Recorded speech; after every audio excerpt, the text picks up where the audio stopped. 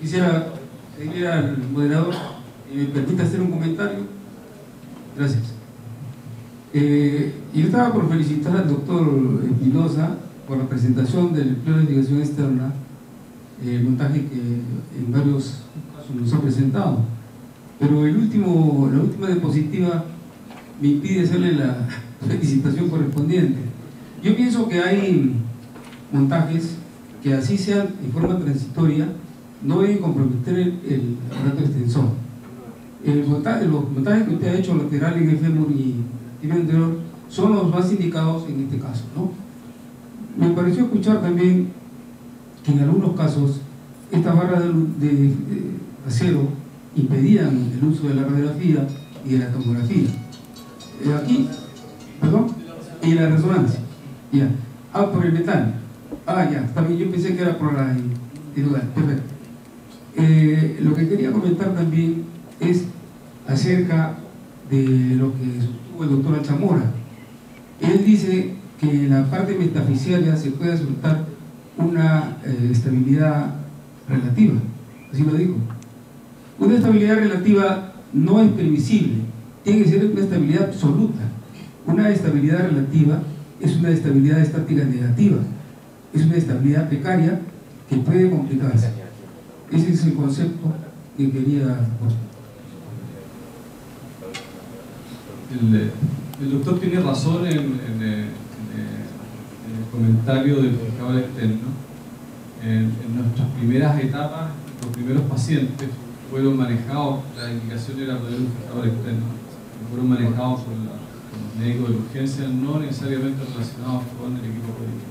Y alguno de ellos se puso un fijador por la parte anterior. Si bien es cierto, si el fijador va a estar por un tiempo menor, menos de 7 días, la verdad no va a tener complicaciones y no va a haber fibrosis del aparato extensor. Pero definir eso en urgencias es difícil, por lo tanto nuestro approach en el segundo tiempo fue que todos los pacientes tenían que ser tratados por el equipo de rodilla y ponerlos bien en la región anterolateral, sobre todo si el paciente va a estar más tiempo. Creo que ahí hay un grupo de pacientes que llegó casi hasta los 30 días con fijador externo y sigue en el fijador en la parte de cuádriceps para el... Bien, cuando se hace el tratamiento quirúrgico de las fracturas articulares, todos sabemos que la reducción en lo que viene a ser la articulación debe hacerse al 100% y buscar estabilidad absoluta, compresión interfragmentaria y estabilidad absoluta en lo que viene a ser la articulación.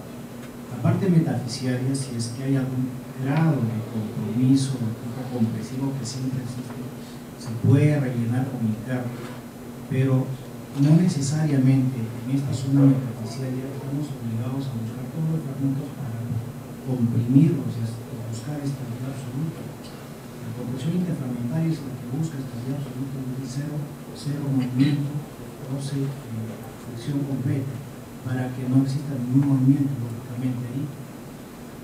Se hace más daño intentando buscar estabilidad absoluta y compresión interfragmentaria en movimientos que pudieran estar muy desvitalizados, y podemos nosotros llevar mayor daño con nuestra actitud quirúrgica.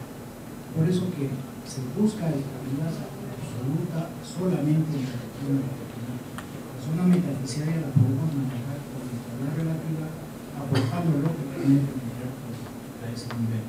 Lógicamente corrigiendo desviaciones en varogrado que se dan en la zona metafisiaria, porque a veces sí son un problema para la recuperación posterior.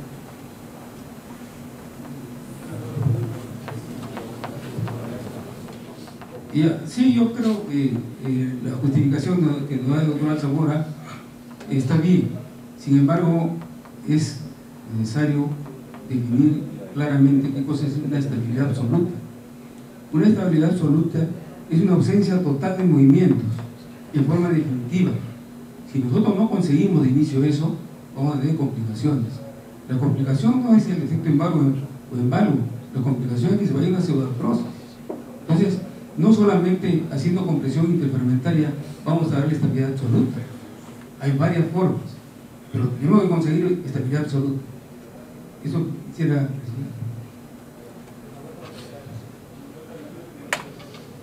¿Una pregunta del público? ¿No sabe algo? Tengo dos preguntas. Una,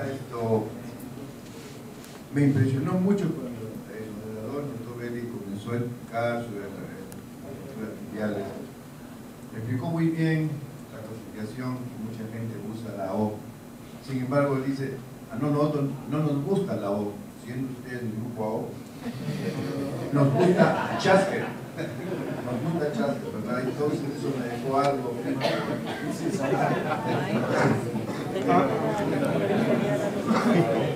En segundo lugar, escuché por ahí que a veces el tratamiento definitivo es para pase a nivel de la opinión, a nivel de la fractura.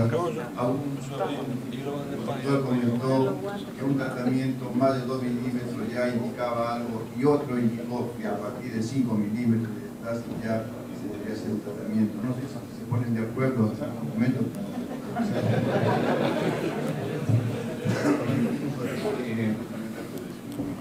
Estamos manejando una fractura articular. Si la fractura es simple, la reducción es anatómica perfecta y no va a haber problemas. Pero si tú tienes una fractura gran con minuta articular, ni Chasker lo va a armar, ¿cierto? Entonces, probablemente te queden 2, 3, 5. Ese va a ser tu factor pronóstico de evolución a una artrosis final. Entonces, si yo no logré de repente por la gran combinación una reducción perfectamente anatómica, entonces le diré a mi paciente, ¿sabe qué? La rodilla probablemente, ¿no es cierto?, en 5 años tengamos que pensar en una artroplastia total de rodilla, y la publicación lo dice, ¿cierto? Las fracturas del platillo tibial comparativamente con la población, por lo menos entre el 7 al 10% más frecuentes de reemplazos articulares, ¿no es cierto?, de la rodilla. Entonces va a depender fundamentalmente de la configuración fracturaria, ¿no es cierto? Y obviamente, ¿no es cierto?, te va a servir hacer los estudios tomográficos, ¿no es cierto?, que te va a dar de repente una idea mucho más centrada de lo que estás buscando, ¿no es cierto?, para ver. Pero el objetivo está así: fractura articular, tratar de intentar una reducción anatómica. Quizás complementar a lo que dice el doctor, las 3 grandes causas de artrosis en la fractura o post-fractura de la tibial es la incongruencia articular, la osteoporosis y la carga del paciente, que muchas veces no cumple la indicación. Esos son los 3 pilares más elementos también. Sí, si uno revisa la literatura, lamentablemente hay mucha discrepancia en cuanto a la indicación de tratamiento quirúrgico en base a movimientos, algunos hasta 2 milímetros y algunos hasta 10 milímetros. Eso también está de acuerdo a dónde está el hundimiento. Si este hundimiento es en el platillo lateral, en la zona central, en el platillo lateral, zona central, probablemente no haya ciertas alteraciones en lo que vendría a ser inestabilidades. Pero si estos hundimientos, como dice la literatura, están en el borde, en la periferia, o si los hundimientos están en la parte posterior o anterior, Chasker mismo dice que esto ya representa inestabilidad, y esta inestabilidad sí hay que tratarla por más pequeño que sea el hundimiento. ¿Alguna otra? Pero sí, vamos a aclarar algo de la otra. Usamos ambas clasificaciones y como vimos en las diapositivas, todas están correlacionadas, ¿no? Todo tiene correlación. El doctor Rodríguez tiene una pregunta y después viene el doctor Garay.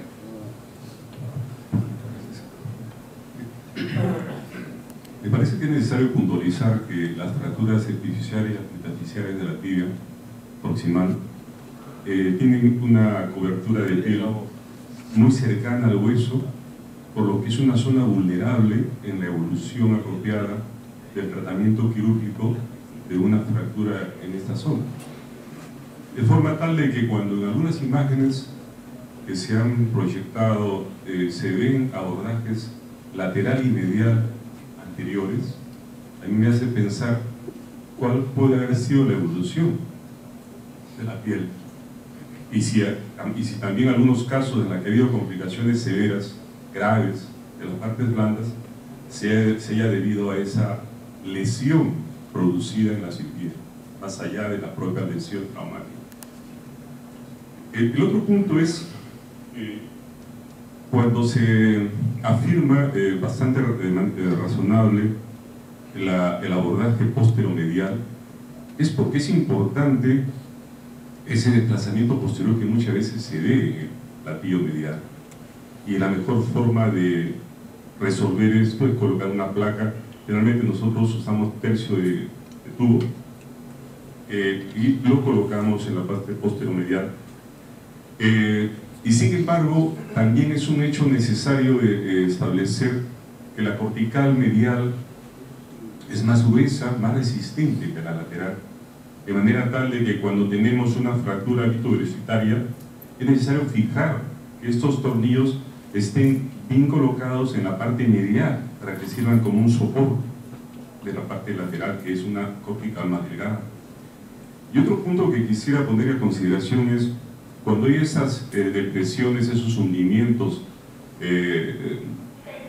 córtico-óseos, cartílagos y óseos, debería ponerse necesariamente los autoinjertos o aloinjertos de manera de hacer una sobrecorrección, porque siempre hay una reabsorción y que genera, como hemos visto en algunas imágenes, más pronto el hundimiento del platillo tibial. Pienso que un hundimiento del platillo tibial es una forma de luxación, porque no hay una congruencia articular ya.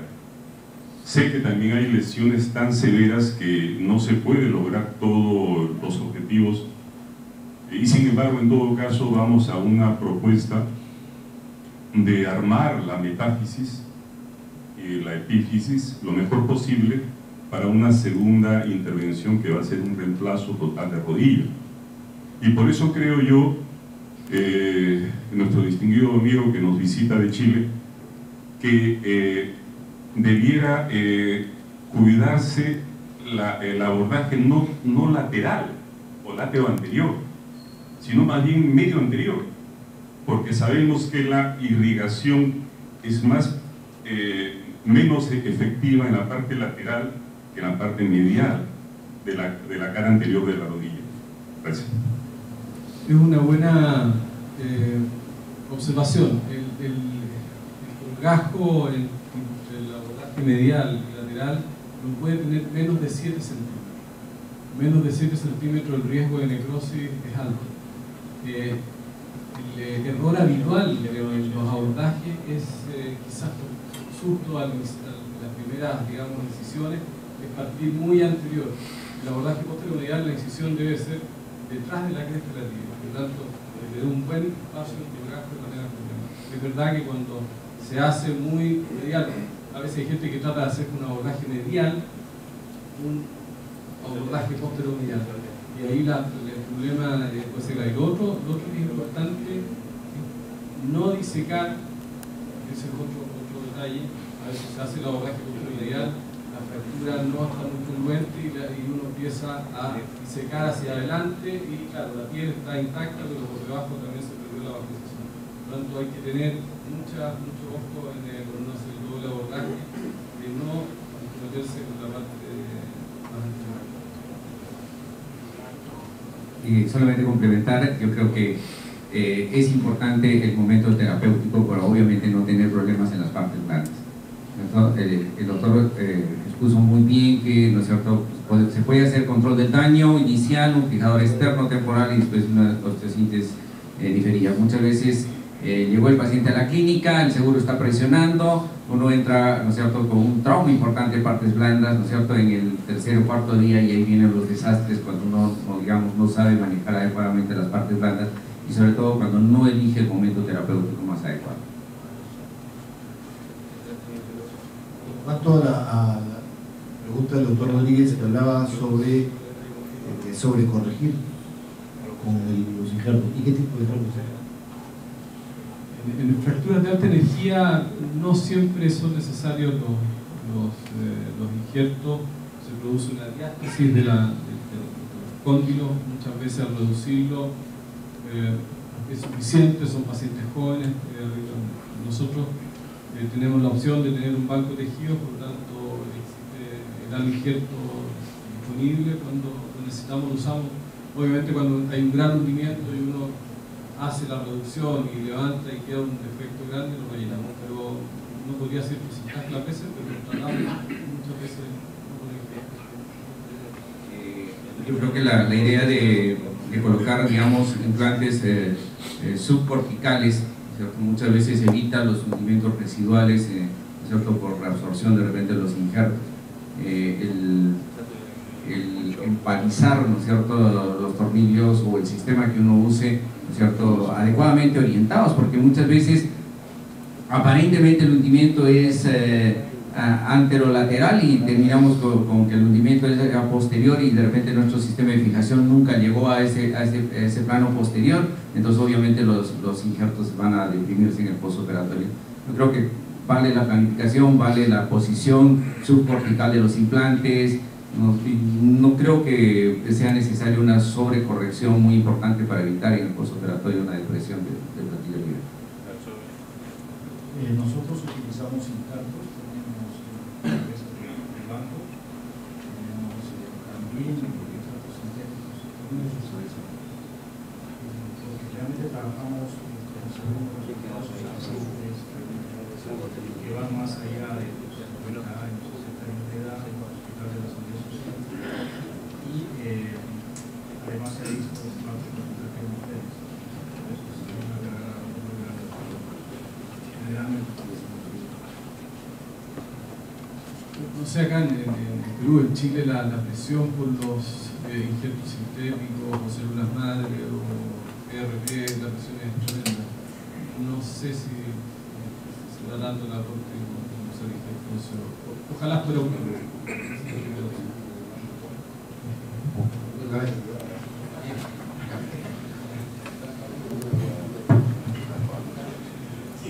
Quería hacer un comentario y después tengo dos preguntas.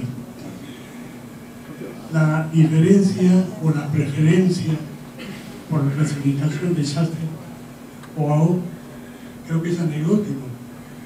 No olvidemos que el doctor Schachter, de la AO, ha sido presidente de la AO Internacional, es profesor AO, y estos últimos 4 años el doctor Mauricio Kiruri, que es chairman de la AO de Latinoamérica, hace unos simposios muy interesantes en la cual su principal invitado es el doctor Schachter. Entonces, realmente muchos preferimos la clasificación de Schachter porque es sencilla, del 1 al 6. La O no es difícil, pero es más complicado. Entonces, eso es la parte anecdótica. Ahora, la pregunta. El doctor Espinosa nos ha puesto que solamente el tipo 5 y 6 de Schachter son los de alta energía, pero el tipo 4 también es de alta energía. Y el doctor Schachter justamente tiene o ha presentado unos casos de fractura tibial muy serios en el tipo 4, en la cual se produce casi una luxación de rodilla y una lesión muy seria de los ligamentos laterales, inclusive el nervio ciático poplito externo, el tipo 4. Esa era una pregunta. Y la otra es si todavía se puede hacer combinación de tratamiento definitivo, es decir, con fijación externa y simultáneamente con fijación interna mínima. Y perdón, me estaba olvidando este asunto. En las fracturas epifisarias o de epífisis debe hacerse siempre una estabilización perfecta, no así en la neofisaria, en la cual puede ser una estabilización menos rígida. Por varias cosas, pero en la clasificación de Church-Grabau, como dice, no hay mucha diferencia, pero es una clasificación radiológica. Lo que está cambiando el enfrentamiento es que apareció el escáner y eso complementa la clasificación de Church. Lo otro, las tipo 4, son lesiones de alta energía. Nosotros ex profeso pusimos solo 5 y 6 porque queríamos ver las fracturas bicondílicas, pero las fracturas tipo 4 son lesiones de alta energía y muchas veces asociadas a luxación no creo que sea una buena opción hacer osteosíntesis mínima en estos pacientes en que el compromiso de partes blandas, a pesar de que uno haga una pequeña incisión, no le veo el aporte, porque finalmente uno va a hacer en el segundo tiempo igual una incisión grande para poder resolver de forma definitiva. Hacer a veces una pequeña incisión o un tornillo chiquitito, reconstrucción igual. Por lo tanto, nosotros, la verdad que el susto es la infección, nosotros tratamos de evitar que haya infección. Y ponemos el tutor y esperamos hasta que las partes blandas sean lo suficientemente aptas para hacer el segundo día.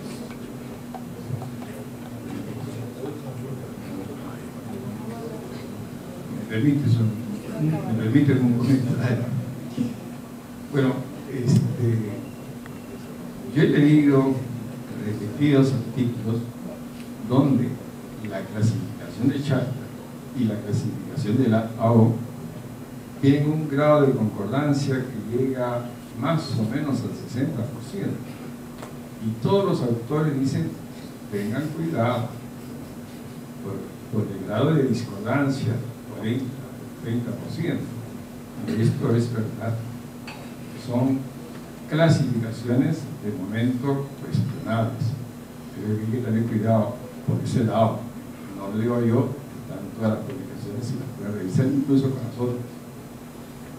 Respecto de lo que dijo el doctor Garay, de una combinación externa con osteosíntesis mínima, respecto a lo que dijo el colega de Chile sobre el ligamento taxis, a nosotros nos va muy bien, excelente, pero casi siempre con el fijador definitivo. Aquí creo yo que depende de cómo trabaja el fijador. En los modelos que yo acabo de observar, me parece que no tienen versatilidad, por ejemplo, para sostener un clavo de Kirchner, que uno puede colocar percutáneamente después de haber acomodado un fragmento. Entonces, no necesariamente un corte y hacer una osteosíntesis con taquitorminos, pero sí estimo que lo que también dijo el doctor Ochoa, hay fracturas que nadie las va a poder armar, que esto tiene que ser materia de las clasificaciones para que el médico y el paciente sepan que esta fractura nadie, con todo el dinero del mundo, en la mejor clínica no se puede armar y que va necesariamente a una artrosis y posteriormente probablemente a una prótesis. Un comentario que quería hacer. Gracias. Bueno, muy agradecido. Nos gana la hora.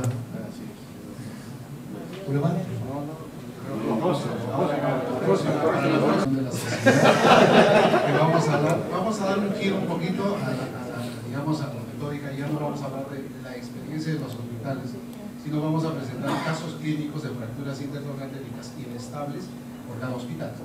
Y al final, el invitado internacional, que en este caso va a ser Rodrigo Pesante, que tiene mucha experiencia en este tipo de fracturas, vamos a hacer una revisión de la evidencia y discutir qué es lo que debió o no debió hacer. Bien, lo que queremos en primer lugar agradecer, porque estamos contra la hora, agradecer el esfuerzo y la colaboración del doctor Espinosa, que vino, llegó justo un par de horas antes de la conferencia y ya su taxi lo está esperando. Se va al aeropuerto porque sale a la 1 de la mañana para Chile. Muchísimas gracias por haber venido a esta reunión. Esperamos que haya unas nuevas oportunidades. Nos toca el lugar de hacer el certificado de la asistencia y esperamos nuevamente su presencia. Un aplauso, por favor, para el doctor.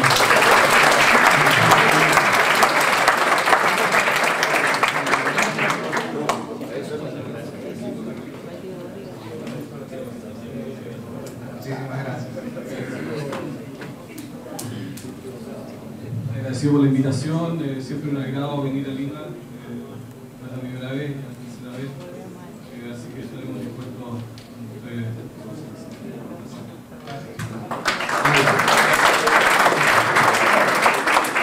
Un agradecimiento al doctor Jorge Hurtado del Hospital Cayetano Heredia.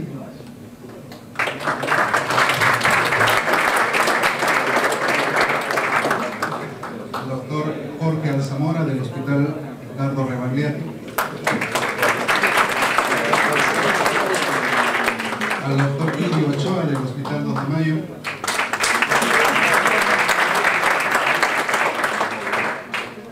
Nuestro moderador de la clasificación, el doctor Aldo Belli. Y un agradecimiento especial a nuestro auspiciador, al laboratorio de Puy, perdón, a la Casa de Puy Simples, quienes nos están ofreciendo esta actividad y también nos ofrecerán la siguiente actividad de julio. Muchísimas gracias a todos.